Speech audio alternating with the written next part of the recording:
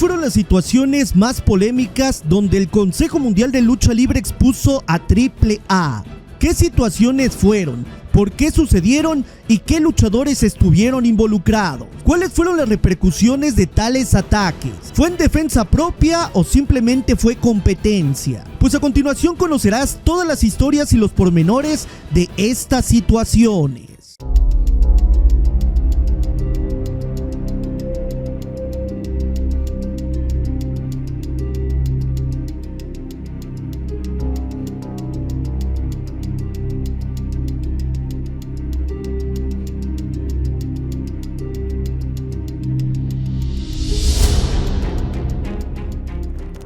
Durante más de 30 años, la AAA y el Consejo Mundial de Lucha Libre han estado en una batalla interminable por el territorio mexicano en lo que respecta al deporte espectáculo, por la supremacía, por la competencia. Y a lo largo de todo este tiempo es normal que haya existido ciertas situaciones polémicas y controversiales, ataques directos e indirectos, pero en esta ocasión hablaremos de ciertos ataques o exposiciones que ha tenido el Consejo Mundial de Lucha Libre, donde prácticamente ha exacerbado esta enemistad con AAA. Así que sean bienvenidos a este nuevo capítulo. Cuando hablamos de Triplemanía, hablamos de uno de los eventos más importantes de la lucha libre nacional. Triplemanía 27 es uno de los eventos que por alguna extraña razón tiene muchas situaciones peculiares, pero pocos aficionados recuerdan del todo. En este evento se dio la lucha de máscara contra cabellera de Blue Demon Jr. contra Dr. Wagner Jr. Esta situación ya la hemos retomado en videos recientes, sin embargo tiene mucho más historia de lo que ustedes creen. Y en esta historia está involucrado el cibernético, sí, el main man de la lucha libre. Y es que resulta que el cibernético durante bastante tiempo fue un emblema para la caravana 3 veces estelar, un luchador que llegó a mediados de los años 90, que había tenido el espaldarazo de luchadores como Canek en el toreo de 4 Caminos. Sin embargo, en un inicio no tenía el respaldo de lo más importante, la afición, pero con el paso del tiempo se ganaría a esta misma y por ende también sería uno de los luchadores más importantes de esta compañía. Es difícil olvidar que este luchador fue parte fundamental de los mejores años de la AAA a finales de los 90 y principios de los 2000, en una rivalidad entre Triple L y AAA, atacando y siendo el principal enemigo de Antonio Peña y de La Parca. Pero a pesar de que este luchador perdería su máscara en una Triplemanía, no perdería su posición, sino al contrario, se convertiría en una estrella importante para los próximos años, siendo un luchador que no se encasilló en el bando rudo, sino que incluso fue parte del bando técnico, teniendo míticas facciones como la secta, los Bizarros y los Hell Brothers, además de ser mega campeón en distintas ocasiones. Se creía que este luchador, por la rica historia que tenía en la AAA y porque los aficionados ligaban a este luchador con ese producto, terminaría los últimos días de su carrera en dicha compañía. Lamentablemente para Cibernético esto no fue así, ya que a mediados de la segunda década de los 2000, este luchador saldría de la empresa por distintas discrepancias con las entonces autoridades de AAA. Esto haría que este luchador se volviera independiente y que en algún momento entrara en las filas del Consejo Mundial. En aquellos años, el Consejo Mundial de Lucha Libre estaba trayendo a luchadores independientes, en una medida poco usual por esta empresa, pero que estaba apostando por este tipo de conceptos. Cibernético llegaría al Consejo Mundial de Lucha Libre junto con otros luchadores como El Zorro, que en aquel entonces cambió su nombre a Chris, y también Charlie Rockstar, que este luchador había participado antes en el consejo, pero también era un luchador ícono de AAA, ya que era conocido como Charlie Manson.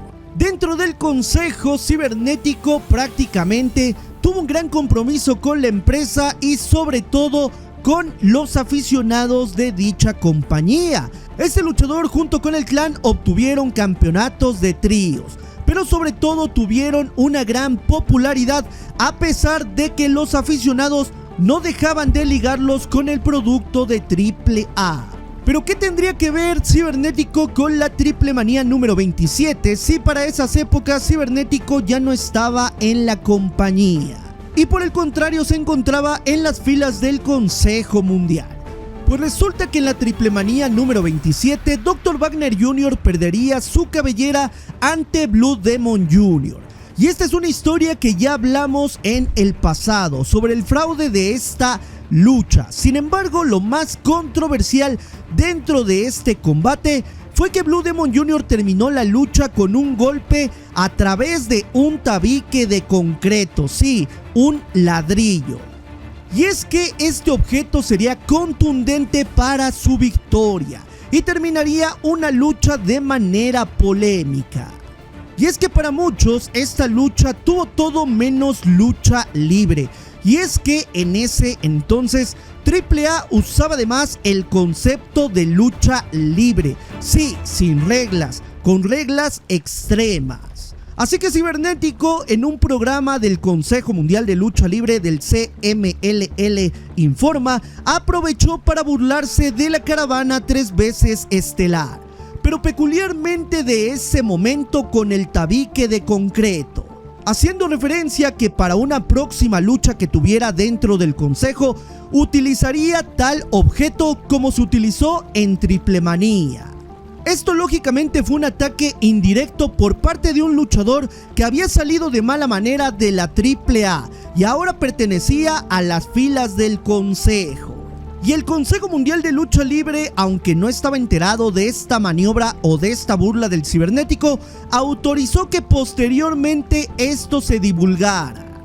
En un ataque que fue fructífero y en un ataque que fue indirecto hacia la AAA. Pero claramente era una burla por lo que había acontecido en la Triple Manía número 27. Y que de cierta manera no tenía credibilidad dentro de la lucha libre. Y es que Cibernético hizo notar que este ladrillo era completamente falso, algo que muchos aficionados claramente creían en esta época, ya que si la lucha hubiera terminado con un golpe de este tipo de objeto, hubiera provocado daños sumamente graves en el luchador, Dr. Wagner Jr. Algo que claramente no ocasionó porque incluso existen fotos donde ambos luchadores se encuentran fuera del ring conviviendo. Aunque Cibernético dejaría las filas del consejo porque esta empresa ya no permitiría a luchadores independientes, esto quedó en la memoria de los aficionados del consejo como una burla hacia esta compañía. Cibernético pocas veces ha hablado sobre este tema y el por qué hizo esta situación. Pero está más que claro que Cibernético no quedó para nada satisfecho con la salida que tuvo de esta empresa. Irónicamente, Cibernético limaría asperezas con esta compañía y regresaría, pero la burla quedó ahí. Ahora pasaremos a una de las historias un poco más serias, inclusivemente más criticables y polémicas, porque aunque tiene que ver con un ataque, una burla, una mofa hacia la caravana, pero sobre todo a Antonio Peña, esta situación en el presente sería muy criticada, sobre todo por la sociedad en la cual vivimos hoy en día. Pero en aquel entonces solamente fue un dardo indirecto, pero demasiado directo hacia el dueño y creador de la caravana. Pero ¿por qué sucedió todo esto y de qué se trató?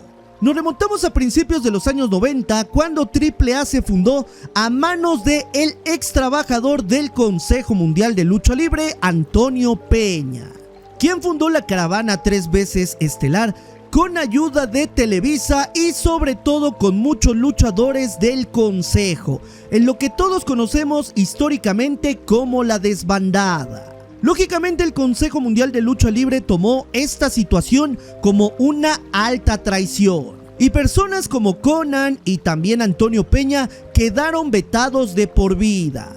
Desde ahí nació una rivalidad más que profesional, personal. Una rivalidad que se siguió manteniendo y se sigue manteniendo hasta la actualidad, aunque WWE sea dueña de la marca AAA. Por esta situación, ataques fueron y ataques vinieron entre ambas compañías, de manera directa y de manera indirecta. Incluso también hubo robo de talento, tanto de una empresa como de la otra. Sin embargo, para los primeros años de los 2000, el Consejo Mundial de Lucha Libre cambiaría un poquito su concepto, y es que meterían más promos y más segmentos en sus transmisiones en vivo. Algo que era muy de la época y que muchas empresas como WWF, WCW y también sobre todo AAA hacían. El Consejo Mundial de Lucha Libre entró en este tipo de segmentos y en muchas ocasiones era para potenciar rivalidades dentro de la compañía. Y la realidad es que era algo que hacían demasiado bien y que muchos aficionados extrañan hasta la actualidad. Sin embargo, utilizaron uno de estos segmentos para burlarse de Antonio Peña y hacer un claro ataque a su orientación sexual. Y es que durante mucho tiempo se habló de la orientación sexual de este promotor, y hay muchas historias verídicas y falsas sobre la misma.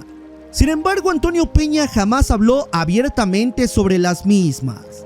Pero en aquella época, el Consejo Mundial de Lucha Libre sacaría un segmento sumamente criticable, que claramente fue una burla hacia esta empresa y hacia este dueño. Y es que los guapos VIP comandados por Shocker estarían buscando nuevos miembros y haciendo casting para integrarlos a la facción. Así que se presentaban muchos luchadores para estar dentro de los guapos. Y uno de estos luchadores era un luchador exótico que se hacía llamar el Destructor Peña, que claramente hacía referencia a Antonio Peña. Aunque a muchos les pareció una buena puntada, una buena burla y un ataque digno de aquella época, hoy en día sería cancelable. Sin embargo, hay que contextualizar que AAA también atacaba al Consejo Mundial de Lucha Libre de otras formas. Así que era completamente comprensible este tipo de indirectas que al final acabaron siendo directas. Sin embargo, por el contexto y por la poca información que había en aquellas épocas, no se entendió muy bien esta situación. Y solamente quedó como una burla interna a los que conocían el contexto sobre la sexualidad o orientación de Antonio Peña.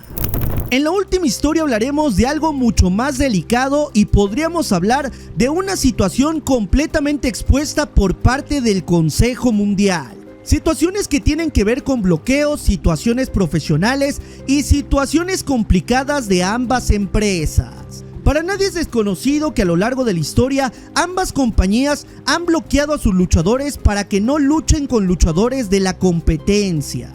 Esta es una práctica que ambas compañías han hecho a lo largo de la historia y puede ser muy criticable, pero cada empresa defiende a su talento. Por lo cual es difícil juzgar que ambas empresas hayan tenido este tipo de actos y sobre todo esta competencia desleal. Porque siendo honestos, ambas empresas hacían lo mismo y no pensaban en el aficionado y mucho menos en el luchador. Pero de cierta manera ninguna empresa es completamente culpable de esto, sino que la competencia los llevó a tener este tipo de medidas.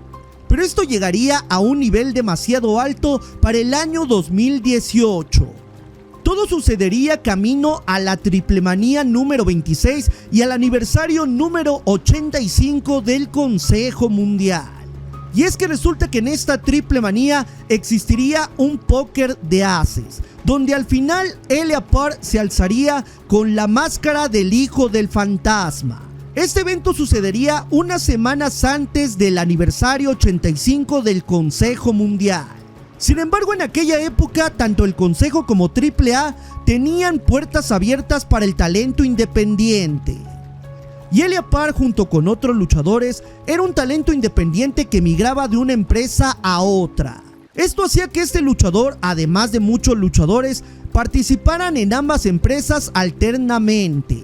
Esto era demasiado atípico, pero en ese momento ambas empresas tenían este concepto. El objetivo era tener a los mejores luchadores del momento en su compañía, sin importar que los luchadores alternaran con ambas compañías. Sin embargo, esto originó algo demasiado turbio. Y es que resulta que el Consejo Mundial de Lucha Libre tenía preparado una lucha de apuestas con Elia Park. porque en aquel entonces tenía una gran rivalidad con el Toro Blanco Rush. Sin embargo, AAA no lo permitió, y esto lo haría evidente el Consejo Mundial de Lucha Libre a través de su programa El CML Informa. Y es que revelaron que Elia Park no podía tener un duelo de apuestas con el Consejo Mundial. Esto era derivado de que tenía una carta firmada hacia la AAA, un contrato, el cual impedía tener una lucha de apuestas en el Consejo Mundial, porque iba a tener la lucha en Triplemanía de Póker de Aces. Y es que el Consejo Mundial de Lucha Libre manifestó esta situación, mencionando que incluso podrían tener problemas legales que la propia AAA les notificó.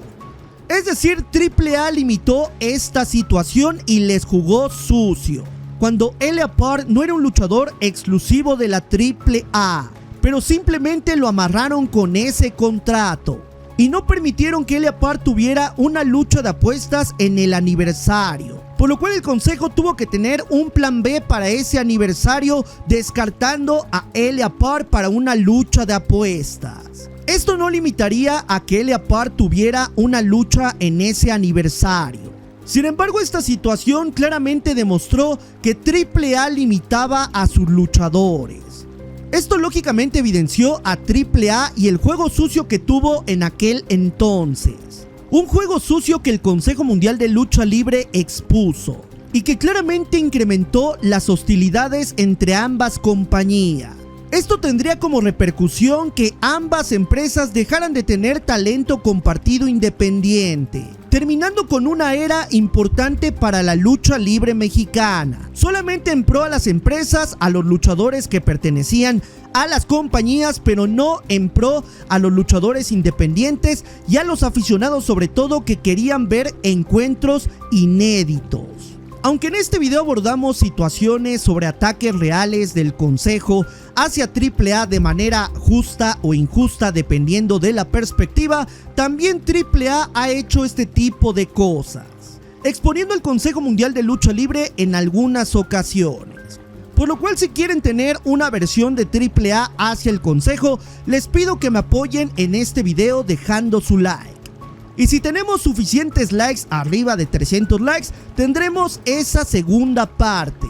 Este video no pretende apoyar absolutamente a nadie, y es por eso que también haremos una versión de este tema, pero al revés, tratando de revelar varias de estas situaciones complejas, polémicas y caóticas en la lucha libre mexicana que otros no quieren hablar y por el contrario quieren olvidar.